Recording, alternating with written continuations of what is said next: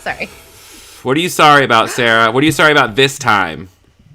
Is this really how we're starting? Yeah, this is exactly how we're starting. We're on air. This is how we're starting. Yeah, this is how we're starting. Hello, everyone, and welcome to this wonderful thing that we call Your Favorite Aunts. I'm Kevin. Favorite Aunts.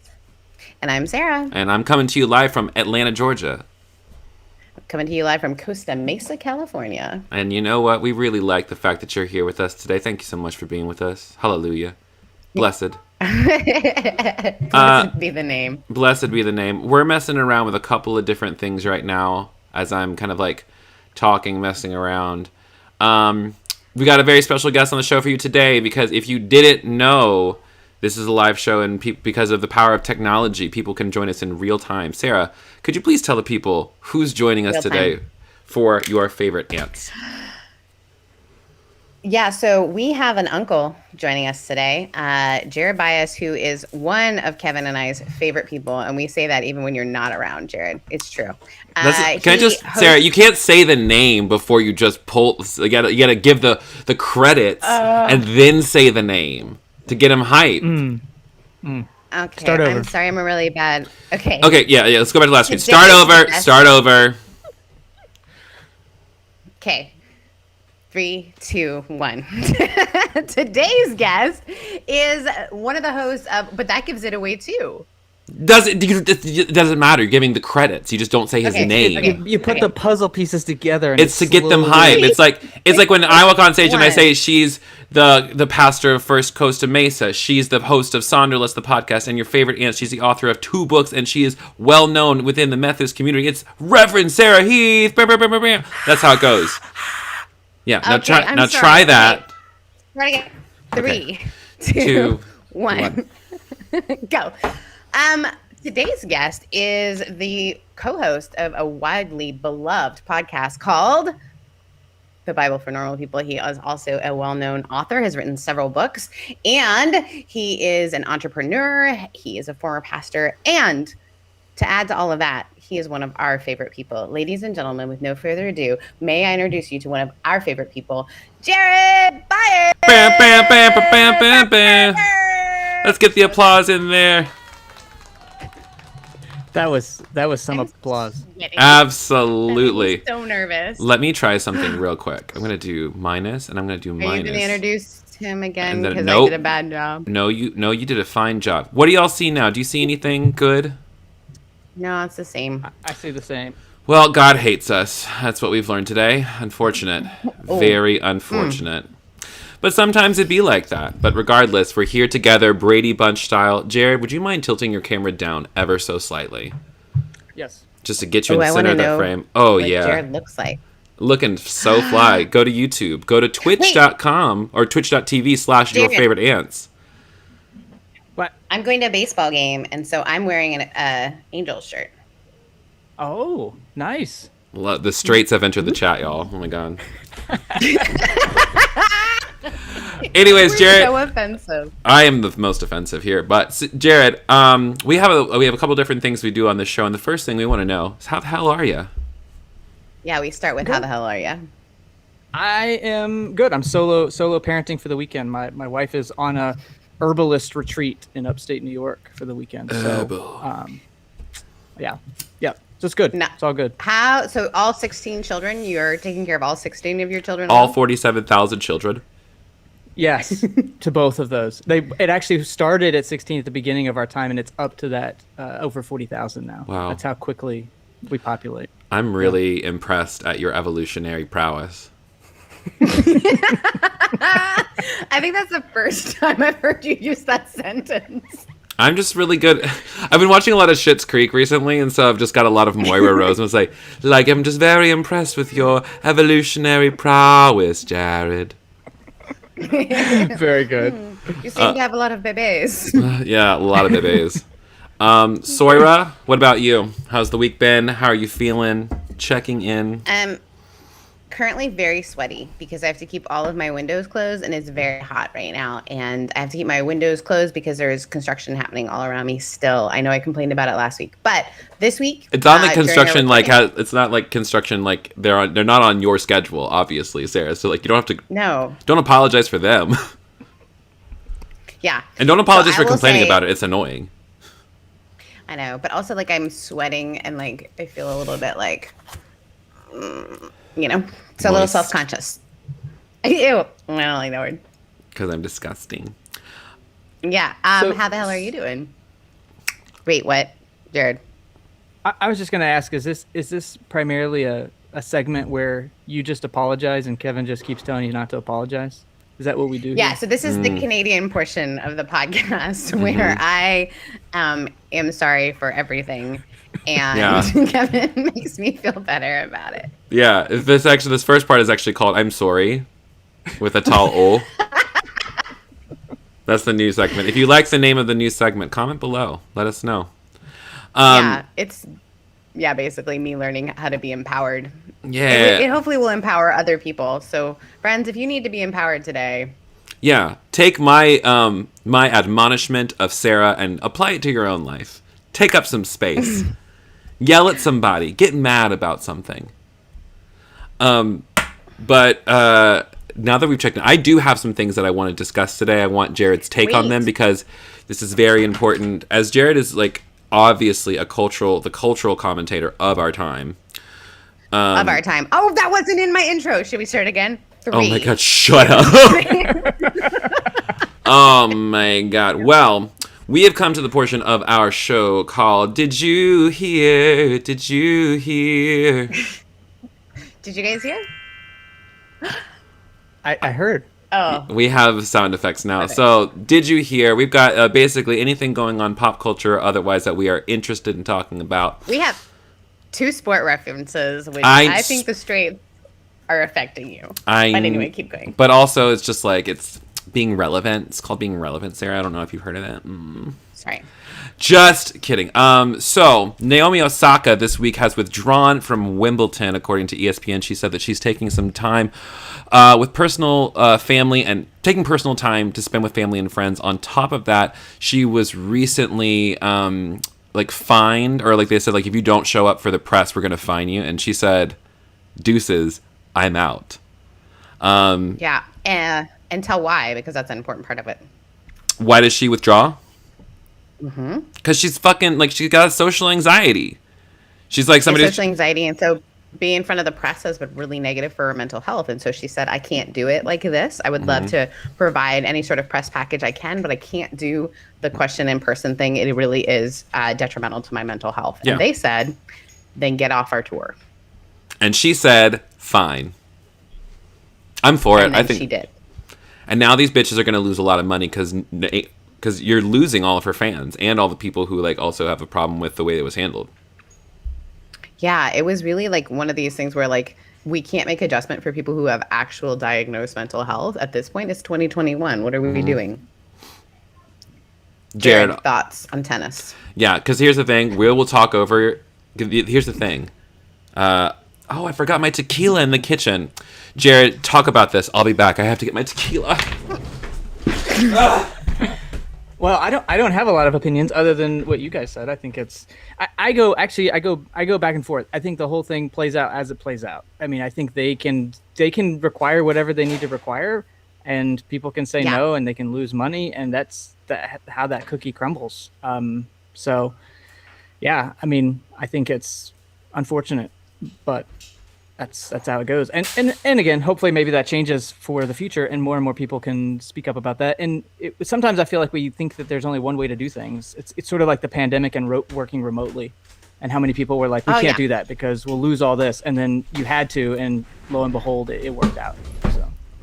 So that's actually a super good point, is that what will this cause like an adjustment? Like I think about even, kneeling during the national anthem, right? Originally, when that happened, it caused this huge stir. People went on 2 sides, and it forced a conversation. It took a while to force that conversation, but I wonder what her forcing this conversation within tennis will look like. Right. I hope it does something or anything, because I don't know if it will though, because like I don't know. I don't have hope in many things these days. Well, at least not within like any sort of like a thing like professional tennis. They are a capitalist machine, and they want to make money at the end of the day. So like, Well, that's what I was going to say. It depends on how much money they lose, Right. as to what the conversation is. Speaking about losing money, we can transition into our next. Have you heard? The Kardashians are exiting the building. Also, who goes into the kitchen and comes out with a muddled item? I'm just drinking Me? something out of a can. Oh, it's not muddled. It's just a big old slice of grapefruit thrown in there. It ain't nothing fancy. Citrus. You ever heard of it? I mean, I've heard of it, but I've just never taken the time to add it. Well, get on it. But yeah, as of this moment, Keeping Up with the Kardashians is going off the air after 13 seasons of being on the air. And granted, I only really watched the first few seasons because I was... Did you see the one where I was in the back of it? Say what? I was in the back of a Kardashian episode. What? What does that mean? So What do you... why, Kevin, why They were as part of your intro of Sarah? I don't understand. You're right. Hold on, everyone. Let me... Start over. Everyone, I'm going to start the live stream over completely. I'm going to delete this 3, one. 2, 1. Wait, so you were in the background of Kardashians episode? Like you were in the same place as them and like you can see Yeah, you in the background? Yeah. Where did you spot? Where'd you spot the crew? What were they doing? Where were you? K24. It's a restaurant in LA. I was just having dinner before going to a concert, a show, and all of a sudden, all these cameras came in, and it was because the Kardashians were in the booth next to us, and so we're in the background. Wow. So can you see your hair or is your face or are you like blurred out? Or did you just notice you? I mean, this hair is everywhere screaming infidelities. I don't know how you'd miss it. But no, I didn't watch it. My friend just told me that you could see us. Wow. So this isn't even really special for you. This isn't really like a pop culture moment for you. This is just for me. I'm the only one. Well, here's the thing. I have this thing about the Kardashians really, I don't know how you guys all feel about the Kardashians. I know some I could take them or people leave them. love. I mostly it's leave an them. it's an odd thing where is it art imitating life or life imitating art? Like I feel like so many people, and I use art very loosely, so many people are trying to live a Kardashian life, but did the Kardashians have the life before they created the life, if that makes sense? Does that make sense? I feel like it did when I said it. Yeah.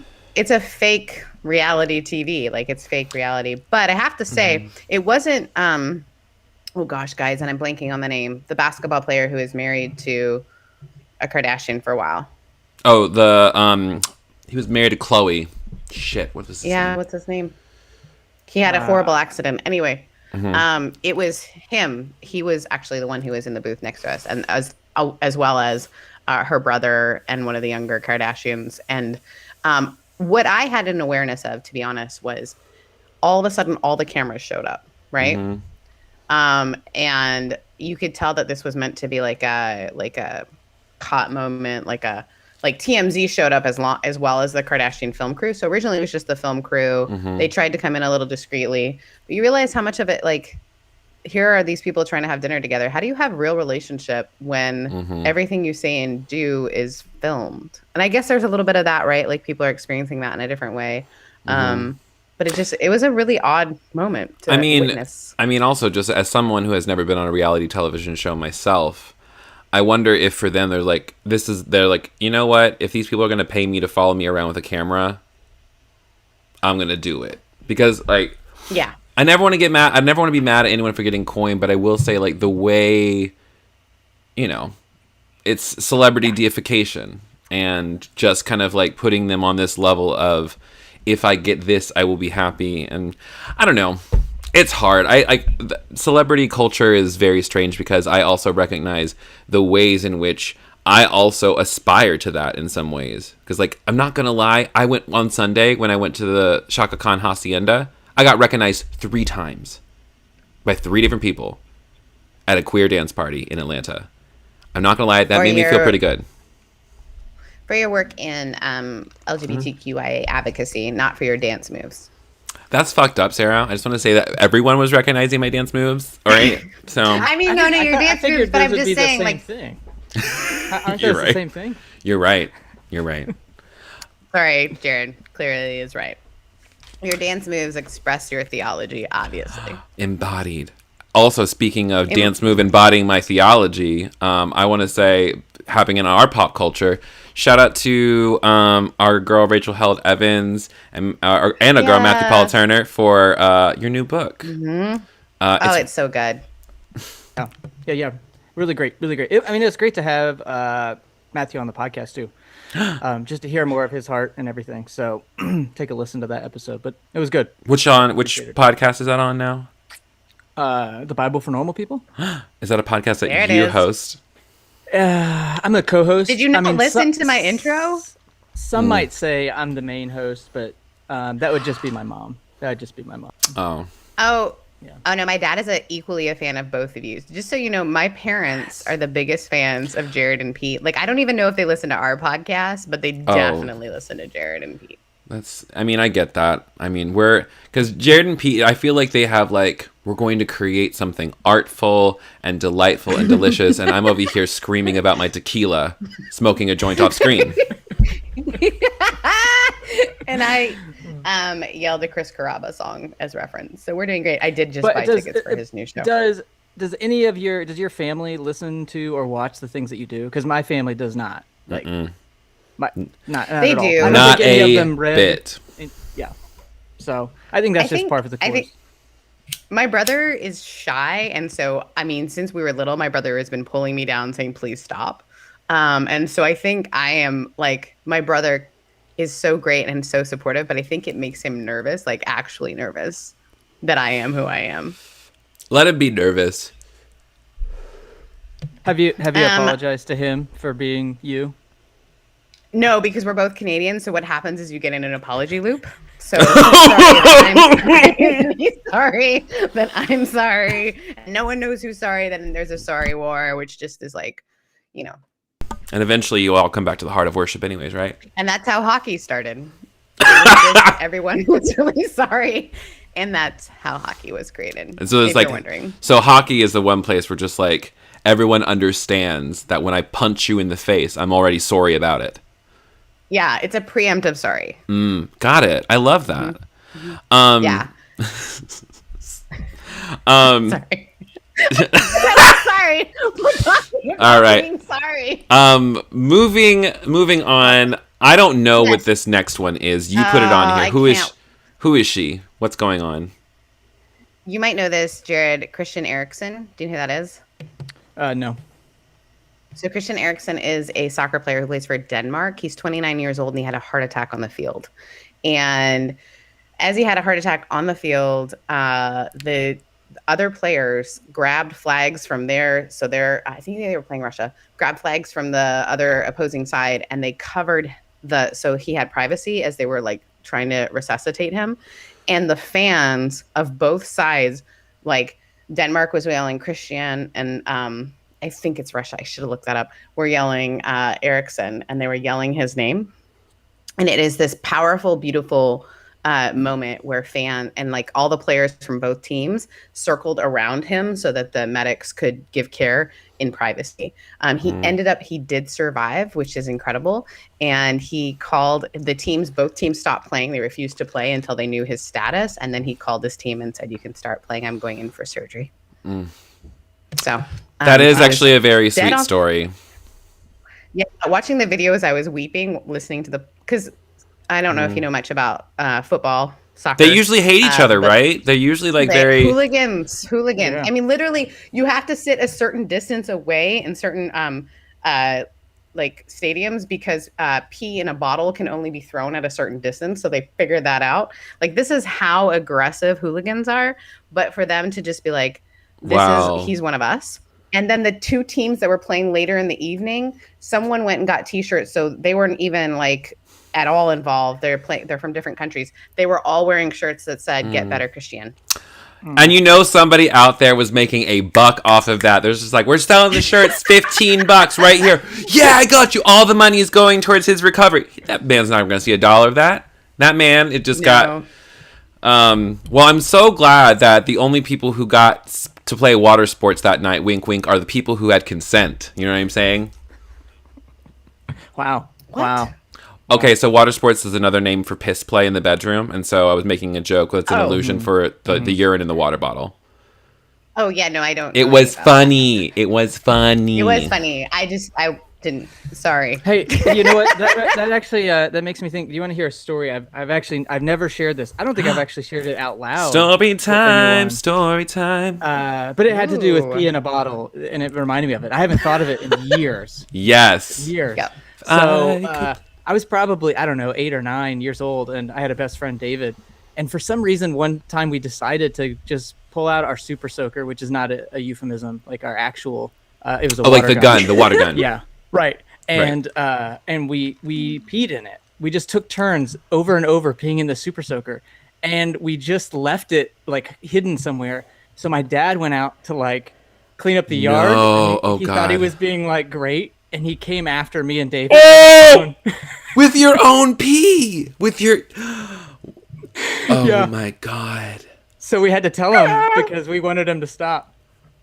And he was thinking, why did you do that, you crazy children? No, he wasn't. So I got super soaked with my own pee at age 9. There you go. You know, sometimes it'd be like that. Also, could I pull off like the slick back look again? Ooh, I like it. I don't know. I don't know. It has a little bit of if you had the ponytail, it feels a little Steven Seagal. So put it up. But also, put it up. Don't you feel like he looks like a drug dealer in like Little Havana right now? Like just like a little bit South Florida, like the Ozarks. I don't have my hair tie on me. How'd you compare the Ozarks with South Florida? It's in the oh wait, that's different geographically, isn't it? Where's the Ozarks? It's in Missouri. Yeah, I don't know anything about that then. I thought drugs. I thought South Florida. I thought about that show, and I'm like, Ozarks. That's in Florida, right? Okay. This has been your section on geography. We're going to move on to the next section, Jared, which you'll love, I think, which is grievances. So basically, the format of the show is imagine you're with your aunts. Like your aunts have had a couple of drinks. All the fun uncles too. Like all the older people in the family. Mm-hmm. Ooh, he just called you old.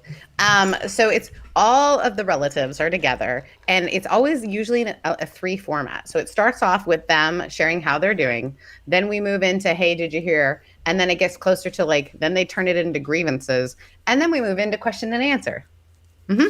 So that's how this show goes.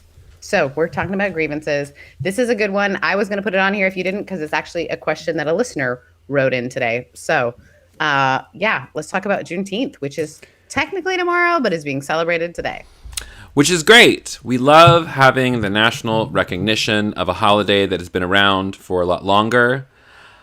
I am very, very pissed that this got bipartisan support, and yet COVID relief can't get bipartisan support.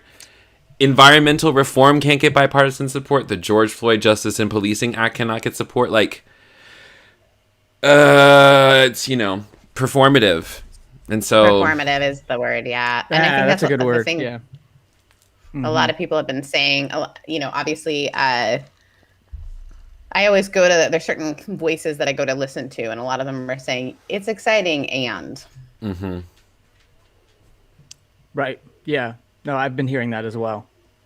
And also, it's funny to me that this is the thing that gets this widespread support, and there are still people who are opposed to it, which is baffling to me. Yeah. But yeah. It is what it is. So happy Juneteenth, everyone. Make sure that you do something. And do something with your Black friends, if they invite you. Support their work, their creative work. You can find send them some money. Sign up. So our friend Tori Douglas is doing a big drive to help pay rent for a Black family in celebration of Juneteenth. So you can go to follow Tori Glass on Twitter and find out, or Instagram. Find out what she's doing and do something great this Juneteenth. And maybe watch the documentary High on the Hog, which is a fantastic cooking show about how African cuisine actually transformed all of America. So that's a great way to celebrate and to also educate. Yep. Excellent. I would like to jump to one that I think we all have a lot to say, or maybe not too much to say, but because we're not surprised. You know how that whole trend of people leaving the church is happening? Well, the SBC really took the Olympic gold this week. What they get for it? And as Mason Menenga said on Twitter, I love the story about how Jesus fed the same amount of people who are leaving the SBC on a daily basis. Oh no, that's definitely the story. It's funny how much though I don't particularly care as much as I used to because I'm not in that world. So that feels good too. But yeah, Were you Baptist? Yeah, I grew up Southern Baptist. Yeah. No way. Actual SBC? Yeah, I mean I went to Liberty. How did I not know that? We've talked about it before, but like that's wild. Talked about it. ADHD. Yeah, man. I was a philosophy major at Liberty, so I was definitely on the outskirts there. But yep. So yeah, I grew up SBC and like all those names that get thrown around and all the higher ups in that hierarchy are people that I would have heard a lot of and know family members and all that jazz. That's wild to me. But the thing that I've been finding most upsetting about this whole thing is that there are people coming forward, like asking for independent investigations of sexual assault allegations that have happened in like the high ups of the SBC, and they're all saying we can't do that because it would hurt the denomination. And I'm like, this would hurt the denomination. This would hurt the denomination.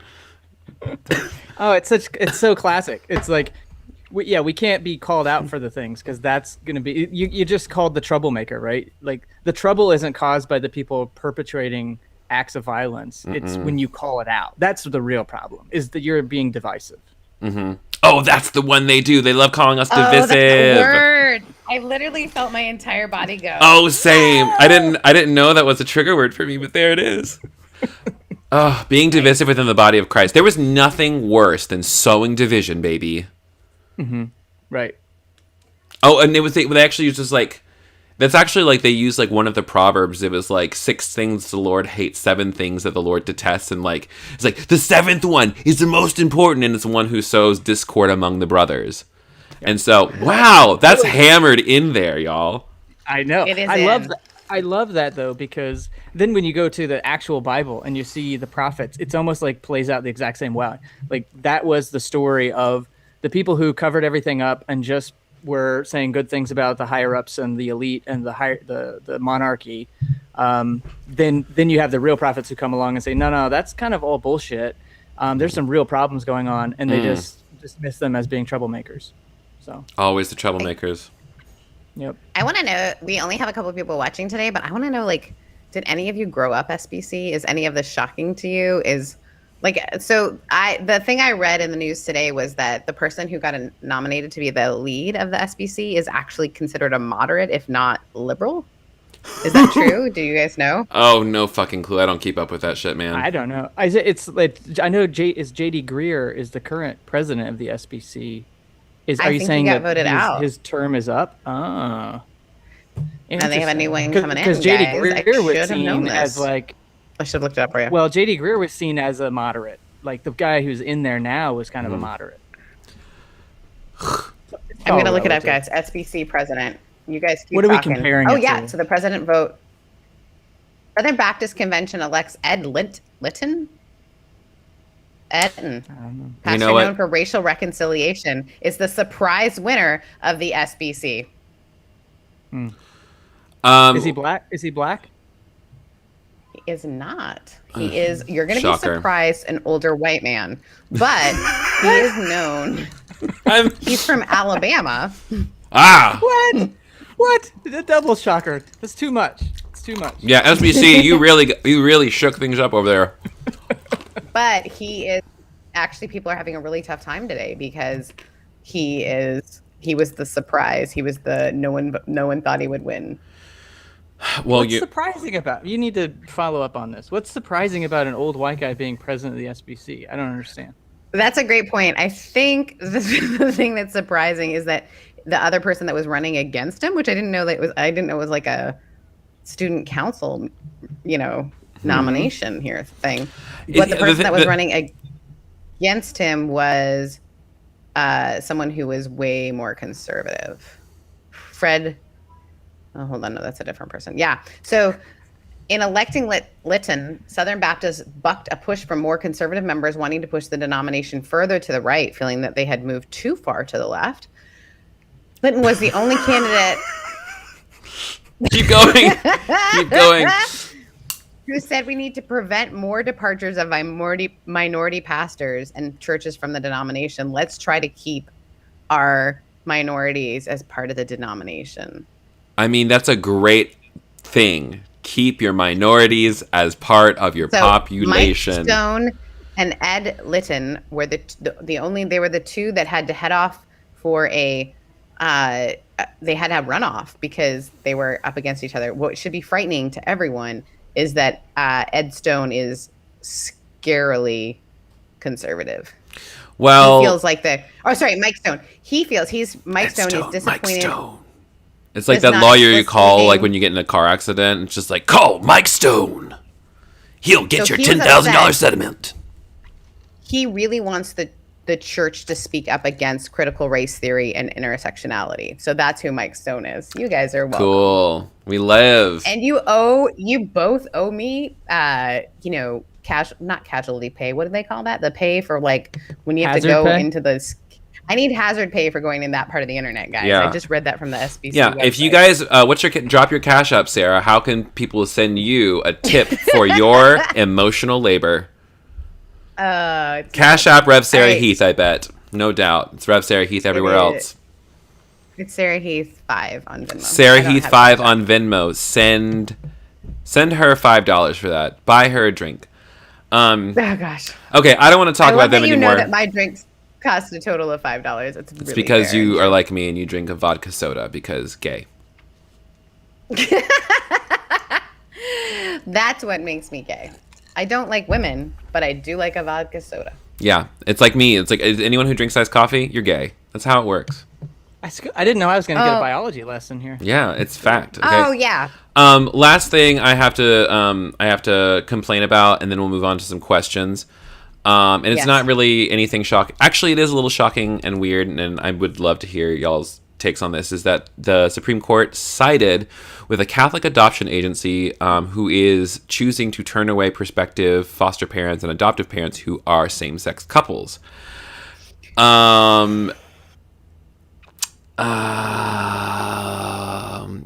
Yikes. One, should the Catholic Church be allowed to manage the adoption of children? Yeah, that was my first grievance. Is I think we got to start separating these things out a little better. Yeah. Or a lot better. I think one of our problems too is that there aren't a lot of people doing it really well, and the Catholic Church does have longevity in it, and so it's difficult because it's like, who, if not who, who's going to do it? The interesting thing is, if you want to get all sciencey and nerdy, a lot of studies have been done that actually kids that come from same-sex parental units actually are emotionally more stable. Mm-hmm. So I wonder why that could be. Anderson Cooper made a very bold statement a couple of years ago, and I really agree with him.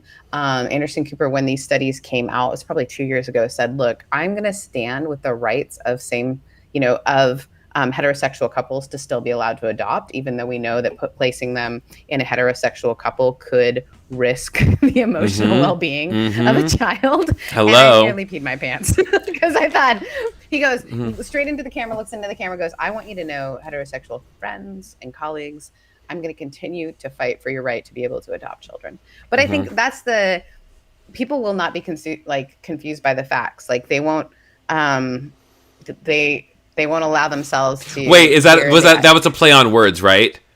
Yes. I won't be confused by the facts. Yes. Okay, because you just skated over that like it was just like some funny pun, and we're both sitting here like, yeah, Sarah's making a very serious point, and then we both looked at each other like, wait a minute. I know, and I can't see you, so I don't know what you're doing. I mean, Jared could be spending this entire time flipping me off. I have no idea. That's actually what he's been doing. Actually, he's been showing, like, just mooning you this whole time. Just shaking his butt. What? It was a term of endearment. I was like, it was supposed to be a positive thing. I'm sorry. Like in baboon culture? Yeah. Yes. Yes, that's exactly. what so I think that's I don't think. I think we have to be very, very careful when we allow churches to decide, any denomination to decide who can and cannot raise their own children.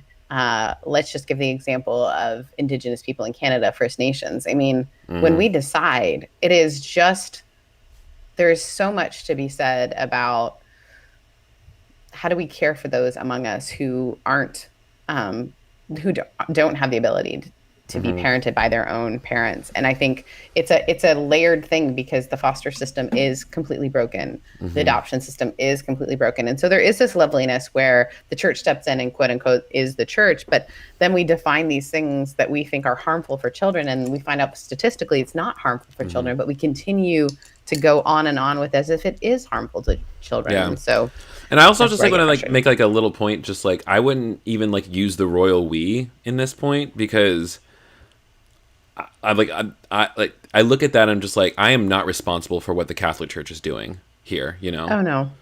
And that's one of those things where it's just like I want to sometimes like put like the blame where it's due, and it's right there. And because I think sometimes it's like that is the behavior that is incorrect. It's not saying that like they're not doing a good job of helping find loving homes for people, you know. And also it's like it's wrong.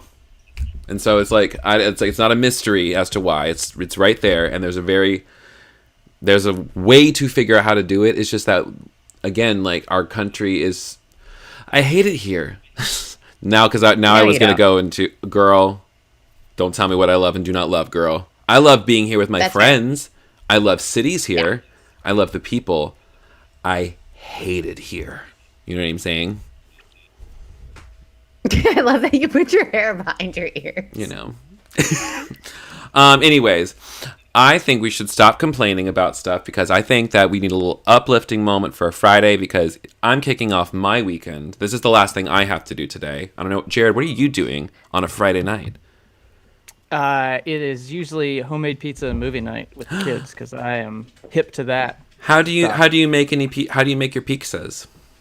Well, actually, it's a family affair. So my son makes the dough from scratch and then my wife rolls it out, and then I do all the baking, and my other kids just eat it. But no, that's not true. My other son gets all the toppings ready, so he'll chop up the olives and the onions and. Ew, olives?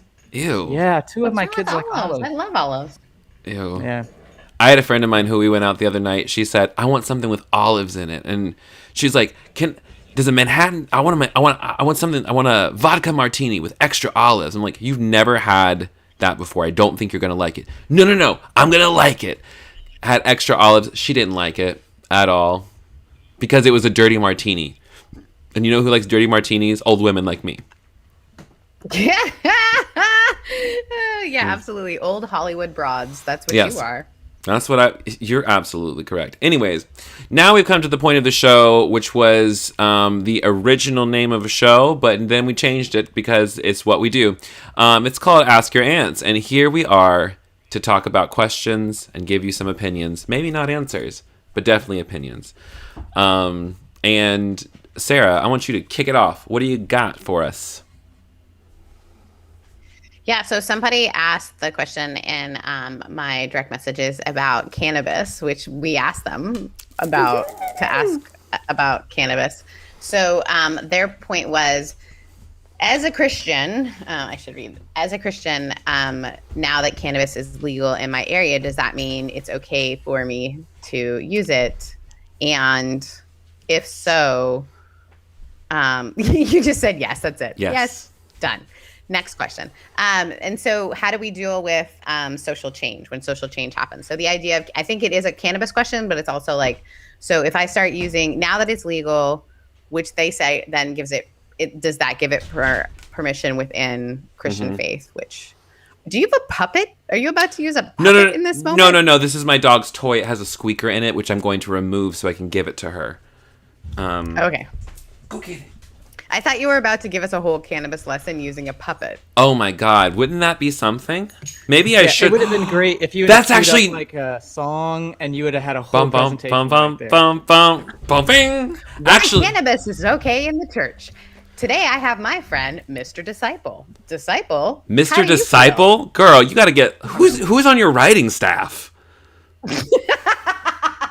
Oof.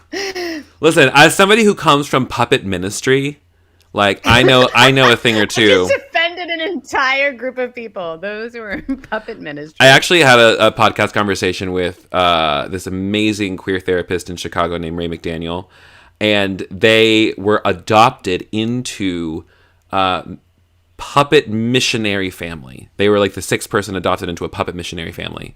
Like, they would travel around the country and do puppet ministry. They were trying to get puppets saved? Was it for puppets? All of those sex worker puppets out there, all of those homeless puppets, all of those gothic puppets, all of those homosexual puppets. Gotta get them to clean up their act. I want to make a joke about somebody's hand being up someone else's butt, but I'm not going to do it. I just am saying. Not a whole hand, not for this. There are some people. We're not here to kink shame, but that is not my blessing. Oh. Anyways, cannabis. We have fun, don't we? Yeah. Yeah. So cannabis as a thought, as something that has become more accepted. So you are a cannabis user. And as in you mean me. Yes. Sorry, I can't see Jared unless I look this way because I put him on. Well, not him alone. I put him alone on my screen over here on a separate thing that I don't look at. Yeah, but I will say my thing is like what do we do when things become like things were so shamed? So think about like alcohol. There was a moment when church was like, no with alcohol. Wait, Southern Baptist, are you guys still anti? You guys grew up in that. Well, it depends. World. Depends on the Southern Baptist because I had an aunt who was like staunchly Southern Baptist, and she was the kind of Baptist who didn't dance. Like, it was against the Bible to dance. What if you don't dance? So I want to start off with two things. A of all, there's nothing in the Bible that says that you can't enjoy smoking or using cannabis products. Period. The end. Two, I would like to say that the only reason that cannabis is illegal is because of racism and anti-blackness. The war on drugs was meant to suppress black people who were industrious and working around the system. And so the government were just like, let's legalize it. While they were also like pumping money into bringing drugs into the country. It was a whole big to-do. I think illegalize it is just let's make it illegal. I don't think let's illegalize it is how they. I don't know. I just corrected as if I'm good at English at all. I know that that's not a word. I know that illegal cannot become a verb. Let's illegalize it. Well, if legalize something, if you can legalize something, you can definitely illegalize something. Absolutely. Jared, weigh in. How do you feel? Not about grammar, more about this whole idea. That's a bummer. Or jump in on the. You can. Do you think cannabis should be illegalized or legalized? Oh, I mean, I don't care. I think it's fine. You know what I was going to say? I have to share this because you mentioned Southern Baptist and drinking. My favorite joke as a kid that got told amongst the SBC folks was, how do you keep a Baptist from drinking all your beer on a fishing trip? You make sure you invite two of them. That's it. Oh, that's it. That's a good one. Yep. No, but can I tell one that's Methodist and Baptist? How do you know the difference between a Methodist and a Baptist? I don't know. A Methodist will say hi to you in a beer store. Nice. Similar. Yeah. As far as cannabis goes, I have no problem with it. I don't have any problem with it. And my main problem with it is whenever I smoke it or have an edible or something, I just don't like it. So that's my only problem with it. Oh, you don't like the experience it gives you? I think maybe I'm a bit too much of a control freak. Surprise. I don't know. I think maybe that has something to do with it. Maybe. So maybe when we're hanging out, we can experiment a little bit and we can be just my guide. Yeah, check it. I'll be your guide on a weed trip. Sounds good. I think this is highlighting something though for people who ask these kind of questions because I think a lot of people who go through this idea of deconstruction have this whole, what is now everything permissive? And what if everything is permissive? Is that okay? Yeah. So if no one is telling me what is black and white, how do I figure out morality for myself? Exactly. That's exactly the question, right? You have to figure out morality for yourself. That's called wisdom. Like once we take away the rules, we recognize we're anemic. Like we haven't. I liken it to we've been bedridden for like 20 years, and then someone tells us we have to get up and run, and we realize that our muscles are completely atrophied. Like our moral muscles are atrophied because rules don't build your moral muscles. They actually do the work for you. Yeah. And so, and like being able to like, and not really having like the space, or even like we feel like we even have permission to figure out what is right or wrong, because it's just like, I'm just so afraid of messing up. And then I think on the other side of it too, is even after like I was like fully out of the closet, I was so afraid of hurting other people that I was lying a lot to a lot of different people. It was very strange. Like even after coming out, like, all the lying I had to do in my past, I kept doing it because that's the only way I knew how to survive. And so, like, once I got past, like, this... Yeah, anyways. All that to say, when we're creating, like, our own, like, moral landscape, the thing we need to, like, consider is... I mean, my favorite thing is what Matthias said in his book. Shameless. Non-spawn. Is it moving us towards connection, or is it moving towards disconnection? Like, is it making you feel safe at home in yourself, or is it making you feel like not that? And so I think cannabis, like all other drugs, or all other controlled substances, because I don't like, it's not drug, it's a plant / medicine. You know, it's like alcohol. Like if you're somebody who is using it as an escape, or you're using it, then you should examine that. But like I look at it like the same way like I look at any sort of addiction issue, is like, is this impacting my finances, my relationships, my ability to get my bills paid, my ability to interact with other people, etc., etc. And if the answer is yes, then I should inquire. So, and I think you have to do the inquiry yourself, because I think for a lot of folks, especially the people we encounter in all three of our work fields, a lot of people have been told an intermediary was needed between them and God. And that intermediary might have said, hey, if you use cannabis, your relationship with God will be affected, right? So a lot of people are even being affected by like the 1980s, like satanic panic, and drugs were always put into that, right? We're put in, DARE satanic, and all that sort of stuff. Oh my gosh, I won an essay contest in 3rd grade about not using weed. 3rd grade, got a medal and everything. Look at me now. So I think we have to honor the fact that as much as you have to actually ask the question, is this separating me from the divine in your understanding of what that connection looks like and feels like? And to be okay with sometimes it's going to feel uncomfortable to step into a new identity and make decisions for yourself when you've always been told that like you cannot trust your own feelings or your own sentiments. And so I don't want us to like skim past it and just say, oh, it's so easy to just start all these things, because there is that moment where you're standing on a threshold going, is this the moment they talked about? Because it was really well packaged and well sold. Well, the only thing I would nuance there too is sometimes, and this is definitely my eightness coming through for sure, but because there was this conflation of our conscience with the Holy Spirit when I was a kid. Right. Yes. And so for me, there were certain things that I actually just came to an intellectual like understanding of like, no, this isn't wrong, and I'm gonna do it, and I'm just gonna push through all my guilt things every time until I don't feel guilty about it anymore, because I could had enough space where I could name it as like, I actually can't trust my feelings in this because it's been downloaded to me so many times that this is a bad thing and you should feel guilty. So my intuition and my feelings were all jumbled up about it, but in my head, like I knew it wasn't. So I just gave myself like years to just practice bad habits that were called bad habits that I thought were good habits, and eventually that all of a sudden my conscience, the Holy Spirit, decided it wasn't wrong anymore. So. So your feelings were not your own. Like, so, the idea of like, don't trust your feelings. The truth of the matter was your feelings had almost been downloaded for you. Is that a fair way of reading that? Or programmed into you? Yeah, I would think so. But I also think that's true for everybody in some sense. And I think that's exactly right. Is that there is our culture programs us to behave a certain way so that we could actually try to survive and actually, as a species, survive. So it makes sense. I feel and like at the so same many time, of the things that I'm sorry, I was just going to say, I feel like so many of our answers really get down to the whole idea of being curious. Like, why do I feel this way? Yeah. Why? why you almost return to a child. I feel like I read something about that in scripture. But if you return to this idea of like a child, but why? Mm-hmm. Because at some point the but why is going to get to the like, where did I really get this from? Did I get this from an internal knowing, or was this something that like was shared with me enough that it became a liturgy in my very soul? And then how do I move through this? Shit, poetry became a liturgy in my soul. That was just off the cuff. Are you fucking kidding me? I mean, so is my terrible grammar. So I mean, girl, who are you talking to? I'm a multitude.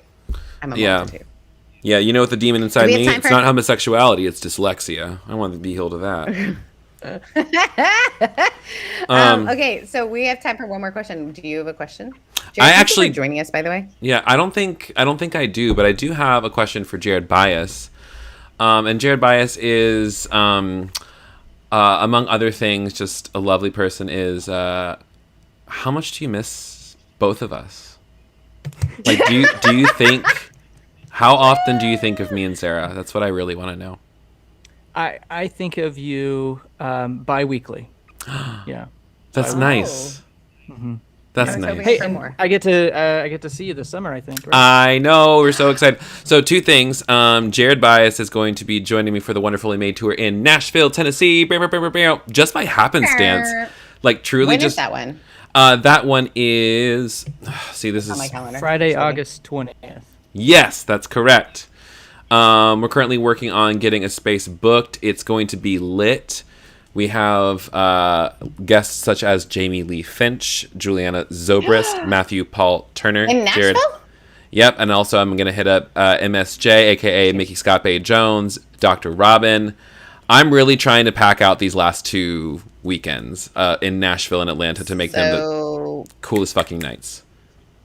Guys, I have to work on my Airstream, but I'm probably just going to come to Nashville early, aren't I? Why can't you bring it to Nashville and work on it there? I don't have a car that I can pull that far. Also, who has land? You think you own whatever land you land on, right? I mean, I don't know. I mean, I'm white, so is that the rule? No. I'm basically saying, no, the implication is go through the whole song and she's saying you can't own the land. Exactly. Even though, which is also, I just want to say, like, mild grievance. I loved Pocahontas growing up, and then when I realized that it was a farce, it made me so sad because I'm like, can I tell you my Pocahontas story? So my my grandfather. They had a documentary about it, and she was in the background. I was in the background. Sarah is actually very, very old, and she's been here for a long time. No, my grandfather, who was incredible, Southern British guy, or Northern British guy, very grumpy, hysterical. My niece, not my niece, my cousins were a lot younger than me. My mom is the oldest of 4. So my nieces were adorable little cutie patooties. They were 4 years old.